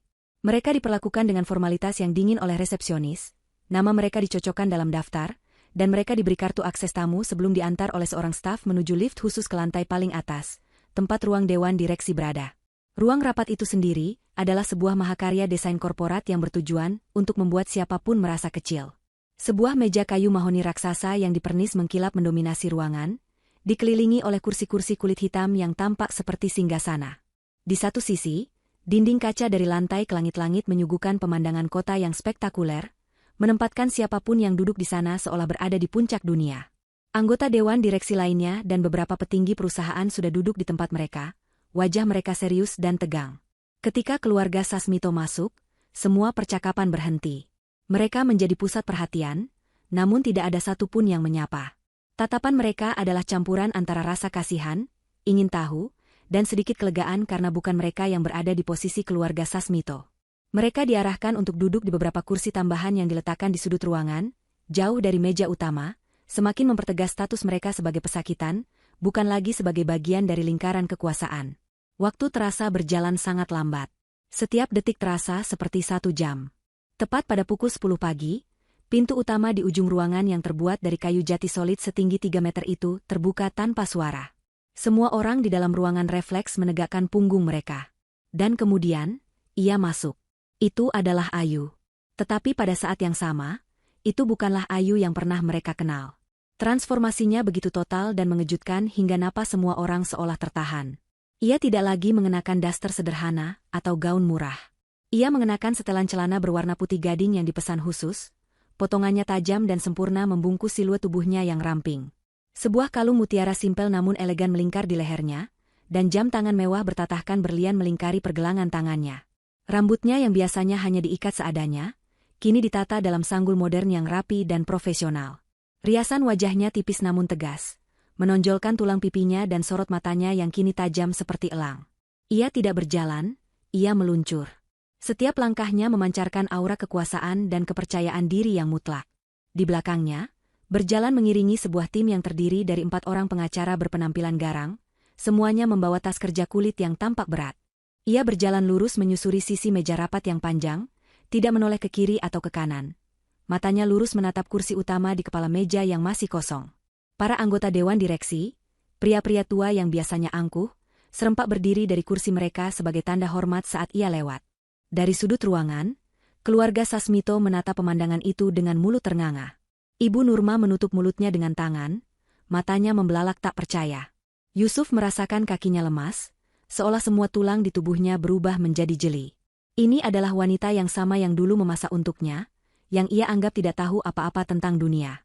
Pak Sasmito hanya bisa menunduk. Jantungnya berdebar kencang. Ketakutan terburuknya kini berdiri di hadapannya, jauh lebih mengintimidasi daripada yang pernah ia bayangkan. Ayu tiba di kursi utama. Ia tidak langsung duduk. Ia berdiri sejenak, menyapukan pandangannya ke seluruh ruangan. Tatapannya berhenti sepersekian detik lebih lama saat melewati sudut tempat keluarga Sasmito duduk, sebelum akhirnya menatap lurus ke depan. "Selamat pagi." Suaranya terdengar melalui pengeras suara yang terpasang di meja, jernih, tenang, dan berwibawa. Suara yang sama yang dulu sering berbisik lirih di rumah mereka, kini menggema dengan otoritas yang tak terbantahkan. Ruangan itu hening, semua orang menunggu. "Silakan duduk," katanya. Semua anggota dewan kembali duduk serempak. Ayu tetap berdiri. Ia menatap lurus ke depan sejenak, mengumpulkan kekuatan dari semua tahun-tahun kesabaran dan rasa sakitnya. Lalu, ia memulai. "Perkenalkan," katanya dengan jeda yang terukur. "Saya Ayu Lestari Putri." Ia berhenti, membiarkan nama itu meresap. Lalu, Ia menjatuhkan bom pertama. Putri dari almarhum Bapak Adijaya, pendiri perusahaan ini. Terdengar beberapa tarikan napas tertahan dari para direktur senior yang masih mengingat nama Adijaya. Mereka saling berpandangan dengan ekspresi terkejut. Ayu melanjutkan, suaranya semakin mantap. Dan sekarang, melalui perusahaan induk Adijaya Group di Zurich, saya adalah pemilik 70% saham PT Jaya Makmur. Bom kedua meledak, jauh lebih dahsyat. Keheningan di ruangan itu kini terasa memekakan telinga. Ia telah mengklaim tahtanya. Ia tidak meminta, ia menyatakan. Kemudian, ia memutar sedikit tubuhnya, matanya yang dingin akhirnya mengunci tatapannya pada tiga sosok yang duduk di sudut ruangan. Ia menatap lurus pada Pak Sasmito, lalu beralih ke Yusuf, dan terakhir ke Ibu Nurma. Wajahnya tanpa ekspresi, tetapi matanya menyiratkan segalanya. Penghakiman, kemenangan, dan akhir dari sebuah era. Ia kembali menatap lurus ke depan, ke arah para anggota dewan. Mari kita mulai rapatnya dengan agenda pertama, katanya dengan nada bisnis yang tajam. Pemecatan tidak hormat Bapak Sasmito dari jajaran Dewan Direksi dan Bapak Yusuf dari jabatannya di perusahaan, berdasarkan bukti-bukti kuat atas tindakan penipuan dan penggelapan dana perusahaan. Pernyataan itu diucapkan dengan begitu lugas dan tanpa ampun, seolah ia hanya membacakan laporan cuaca. Pada saat itulah, pertahanan terakhir Ibu Nurma runtuh. Matanya memutih, dan tubuhnya ambruk dari kursi, jatuh pingsan ke lantai yang dingin. Kekacauan kecil pun terjadi. Beberapa staf bergegas menolong Ibu Nurma. Di tengah keributan itu, Yusuf akhirnya menemukan kembali suaranya. Didorong oleh campuran rasa kaget, tidak percaya, dan sisa-sisa perasaan yang pernah ia miliki, ia berdiri dengan goyah. Ayu, panggilnya, suaranya serak dan putus asa. Ia melangkah maju satu langkah, seolah ingin mendekatinya. Seluruh ruangan kembali hening, semua mata kini tertuju pada interaksi pribadi yang paling canggung dan menegangkan itu. Ayu menoleh perlahan ke arahnya. Wajahnya tetap dingin seperti pualam. Tidak ada lagi jejak istri yang dulu menatapnya dengan penuh cinta. Yang ada hanyalah tatapan seorang CEO kepada bawahannya yang lancang. Panggil saya Ibu Ayu, katanya, suaranya memotong udara seperti bilah es. Direktur utama. Kata-kata itu menghantam Yusuf lebih keras daripada tamparan. Itu adalah penolakan total. Sebuah tembok tak terlihat kini telah berdiri di antara mereka, tinggi dan tak tertembus. Pernikahan mereka, masa lalu mereka, semuanya telah dihapus dalam satu kalimat. Yusuf membeku di tempatnya, dunianya benar-benar hancur berkeping-keping, menyadari bahwa wanita yang ia sia-siakan kini adalah hakim, juri, dan algojo bagi nasibnya. Setelah Ibu Nurma yang pingsan digiring keluar ruangan oleh tim medis perusahaan untuk menenangkan diri di ruang kesehatan, suasana di dalam ruang dewan direksi kembali menjadi hening yang mematikan. Yusuf dipaksa duduk kembali di kursinya oleh tatapan tajam petugas keamanan, sementara Pak Sasmito hanya bisa menunduk pasrah, seluruh energi dan tipu muslihatnya seolah telah menguap. Para anggota dewan lainnya duduk kaku, tidak berani bergerak, menjadi saksi bisu dari sebuah pengambil alihan kekuasaan yang paling dramatis yang pernah mereka lihat. Ayu kembali ke kursinya di kepala meja. Wajahnya tetap tenang, seolah pingsannya Ibu Nurma hanyalah interupsi kecil yang tidak berarti. Ia memberi isyarat kepada salah satu pengacaranya, yang kemudian menekan sebuah tombol. Layar proyektor raksasa di belakang Ayu pun menyala. Rapat kita lanjutkan, kata Ayu, suaranya yang dingin membelah keheningan. Sebelum kita membahas masa depan perusahaan, ada beberapa hutang dari masa lalu yang harus dilunasi hari ini. Ia kemudian menatap para anggota dewan. Agenda selanjutnya hanya menyangkut keluarga Sasmito. Bagi bapak-bapak sekalian, terima kasih atas kehadirannya. Anda akan menerima pemberitahuan untuk rapat strategi selanjutnya dalam waktu dekat. Sekarang, silakan meninggalkan ruangan. Perintah itu mutlak. Tanpa sepatah kata pun, para direktur yang tadinya begitu berkuasa itu segera berdiri, mengemasi barang-barang mereka dengan cepat, dan keluar dari ruangan dengan tertib, tidak berani menatap Ayu maupun keluarga Sasmito. Kini, di dalam ruangan yang luas itu, hanya tersisa Ayu di singgasananya, tim hukumnya yang berdiri mengapitnya seperti prajurit, dan 3 anggota keluarga Sasmito di sudut pesakitan. Beberapa saat kemudian, Ibu Nurma, yang sudah siuman, diantar kembali masuk oleh seorang staf dan didudukan di kursinya. Wajahnya pucat dan matanya liar, penuh dengan ketakutan dan kebingungan. Layar di belakang Ayu menampilkan sebuah diagram yang rumit. Itu adalah laporan pengeluaran Yusuf selama 3 tahun terakhir. Kita mulai dari yang paling kecil, kata Ayu, tatapannya kini terkunci pada Yusuf. Untuk pertama kalinya, ia memanggil nama suaminya secara langsung, namun nadanya begitu asing dan jauh. Kau, Yusuf. Selama ini kau dan ibumu selalu mengatakan betapa beratnya beban yang kau tanggung untuk menafkahiku. Di layar, satu persatu bukti muncul. Tagihan restoran mewah pada jam kerja. Kwitansi hotel bintang 5 untuk perjalanan dinas solo yang fiktif. Pembelian barang-barang pribadi yang diklaim sebagai biaya representasi klien. Setiap transaksi ditampilkan dengan tanggal, jumlah, dan keterangan palsu yang ditulis Yusuf.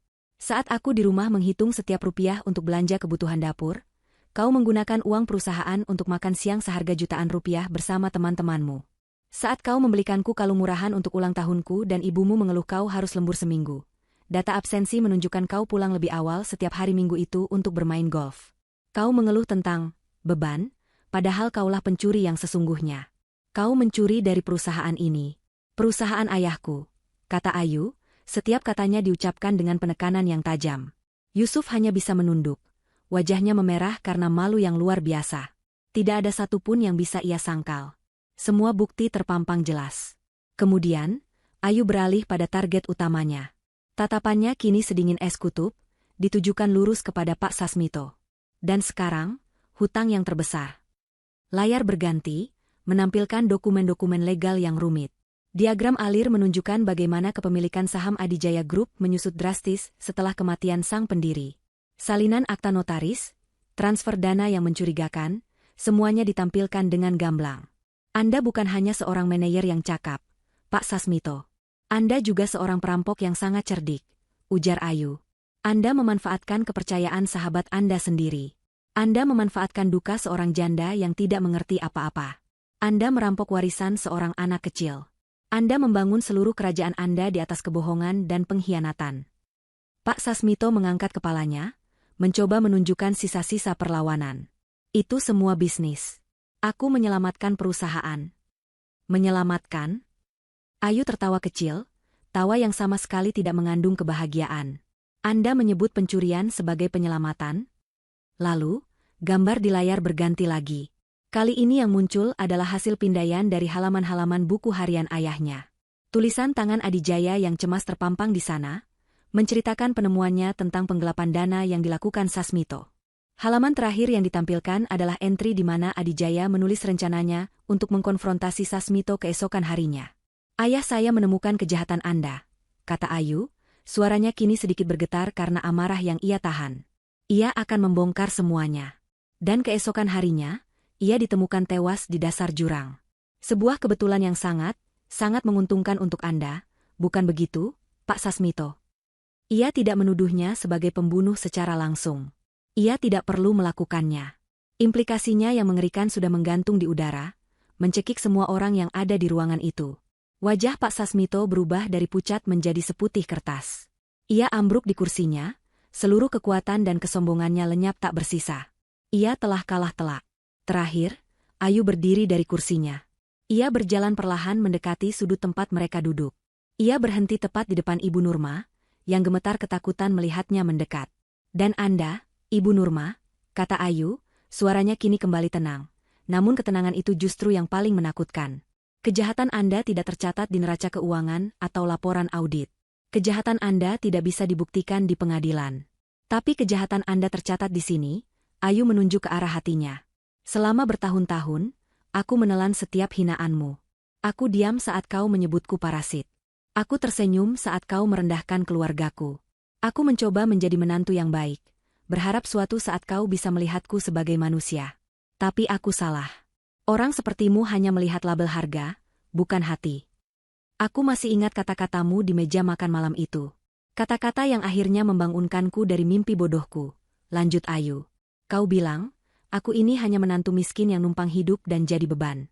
Benar, kan? Ibu Nurma hanya bisa terisak. Tidak mampu mengucapkan sepatah kata pun. Ayu kembali ke tempatnya di kepala meja.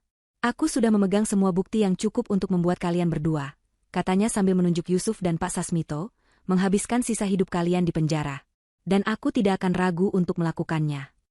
Ia berhenti sejenak, membiarkan ancaman itu meresap. Tapi, sebuah persidangan publik akan memakan waktu dan berpotensi merusak citra perusahaan. Aku tidak suka hal-hal yang tidak efisien. Jadi, aku akan berbaik hati dan memberikan kalian satu pilihan lain. Salah satu pengacaranya melangkah maju dan meletakkan setumpuk dokumen dan sebuah pulpen di depan Pak Sasmito. Pilihan pertama, saya serahkan semua bukti ini ke pihak berwajib saat ini juga. Pilihan kedua, kalian tanda tangani surat-surat itu.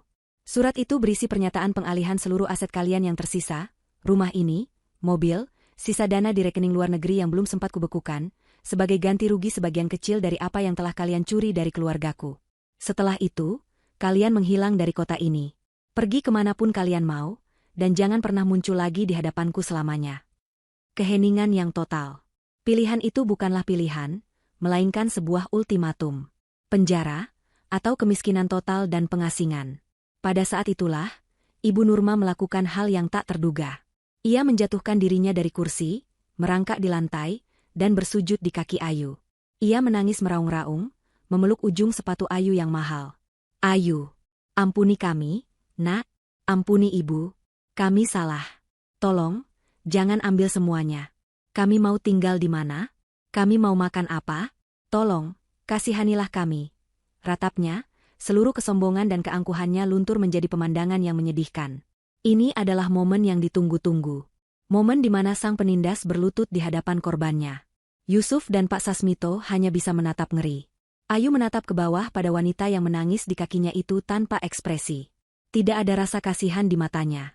Hanya ada kelegaan dingin dari sebuah hutang yang akhirnya terbayar.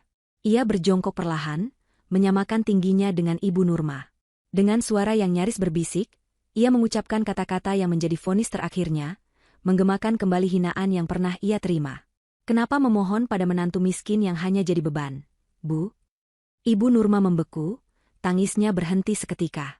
Ayu tersenyum tipis, senyum yang paling dingin dan paling mematikan. Berdirilah. Lantai ini terlalu mahal untuk kau kotori dengan air mata palsumu. 6 bulan telah berlalu sejak hari penghakiman di ruang Dewan Direksi. Langit Jakarta yang dulu terasa kelabu bagi Ayu kini tampak lebih biru, udaranya terasa lebih ringan untuk dihirup. Dunia telah berubah, atau lebih tepatnya, ia telah mengubah dunianya. Di bawah kepemimpinannya, PT Jaya Makmur yang lesu dan penuh intrik telah bertransformasi. Langkah pertamanya adalah mengubah nama perusahaan kembali ke nama aslinya, nama yang mencerminkan visi pendirinya, Adi Jaya Group. Di ruang rapat yang sama tempat ia merebut kembali tahtanya, kini ia memimpin sebuah rapat strategis. Suasananya sangat berbeda. Tidak ada lagi ketegangan dan ketakutan. Yang ada adalah energi positif, ide-ide cemerlang, dan diskusi yang terbuka. Ayu bukanlah pemimpin yang ditakuti, melainkan pemimpin yang disegani. Ia menghargai inovasi, mempromosikan karyawan berdasarkan prestasi, bukan koneksi, dan menerapkan kebijakan etika bisnis yang sangat ketat. Ia tidak hanya membersihkan perusahaan dari parasit seperti keluarga Sasmito, ia menyembuhkan budaya perusahaan dari penyakit keserakahan yang telah menggerogotinya selama 20 tahun. Adi Jaya Group tidak hanya lebih bersih, tetapi juga lebih menguntungkan dari sebelumnya. Ia telah membuktikan bahwa bisnis yang etis adalah bisnis yang baik. Setelah rapat selesai, ia tidak langsung kembali ke ruangannya. Ia memiliki agenda lain. Ia menuju ke mobilnya dan meminta sopirnya untuk mengantarnya ke sebuah alamat di kawasan perumahan elit di selatan Jakarta. Itu adalah alamat yang sangat ia kenal. Saat mobilnya berhenti di depan gerbang yang dulu selalu terasa mengintimidasinya, pemandangannya sudah sangat berbeda. Rumah megah milik keluarga Sasmito, yang kini telah menjadi aset perusahaan sebagai bagian dari ganti rugi, telah ia sulap sepenuhnya. Tidak ada lagi pilar-pilar Romawi yang angkuh atau taman yang pamer. Bangunan itu kini dicat dengan warna-warna yang cerah dan hangat. Papan nama baru terpasang di depannya, Rumah Aman Lestari, Yayasan Perlindungan Perempuan dan Anak Adi Jaya. Ia berjalan masuk. Suara tawa anak-anak ini menggantikan keheningan yang dulu mencekam. Ruang tamu yang dulu dipenuhi perabotan mahal yang norak ini diubah menjadi ruang bermain yang luas dan penuh warna. Kamar-kamar tidur mewah di lantai atas kini menjadi kamar-kamar yang nyaman dan aman bagi para perempuan korban kekerasan dalam rumah tangga, KDRT, dan anak-anak mereka. Di tempat ini, mereka tidak hanya mendapatkan perlindungan, tetapi juga konseling, pelatihan keterampilan, dan harapan untuk memulai hidup baru. Ayu menyusuri lorong, menyapa para penghuni dan staf dengan senyum tulus. Seorang ibu muda menghampirinya, matanya berbinar.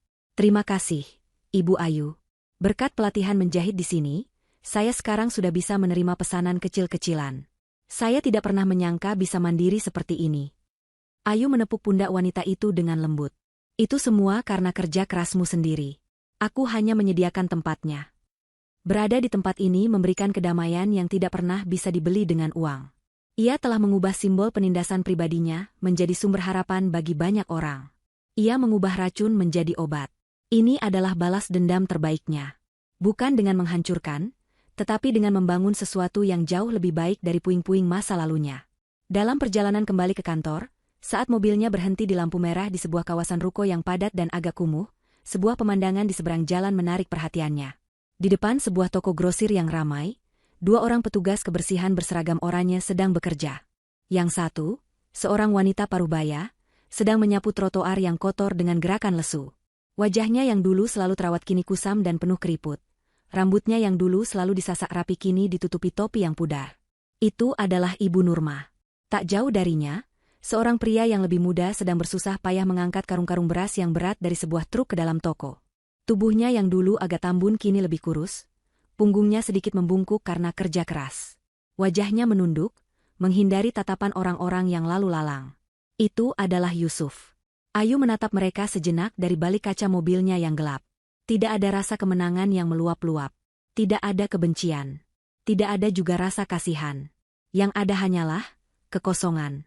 Mereka terasa seperti orang asing dari masa lalu yang sangat jauh, tokoh dari sebuah buku yang sudah selesai ia baca. Mereka telah menerima karma mereka, bukan dari tangannya secara langsung, tetapi dari konsekuensi perbuatan mereka sendiri. Mereka yang dulu memandang rendah pekerjaan rendahan, kini harus menjalaninya setiap hari untuk bertahan hidup. Lampu lalu lintas berubah hijau. Mobil pun melaju, meninggalkan pemandangan itu di belakang. Ayu tidak menoleh lagi. Pikirannya sudah beralih ke agenda berikutnya, ke masa depan. Setibanya di kantor, ia berdiri sejenak di depan jendela ruangannya yang megah, menatap cakrawala kota saat matahari mulai terbenam, mewarnai langit dengan semburat jingga keemasan. Ia telah melalui badai yang paling kelam, dan kini ia berdiri tegak di tengah fajar yang baru. Ia tidak lagi menyembunyikan siapa dirinya. Ia adalah Ayu Lestari Putri, putri dari Adijaya, seorang pemimpin, seorang filantropis, dan seorang penyintas. Ia telah mendapatkan kembali semua yang telah dicuri darinya, dan dalam prosesnya, ia menemukan sesuatu yang jauh lebih berharga, dirinya sendiri. Dendamnya telah terbalaskan, hutang masa lalu telah lunas. Kini, ia bebas. Bebas untuk membangun warisannya sendiri, bukan di atas puing-puing dendam, tetapi di atas fondasi harapan, keadilan, dan kekuatan. Dan di bawah langit senja itu, untuk pertama kalinya setelah sekian lama, ia tersenyum.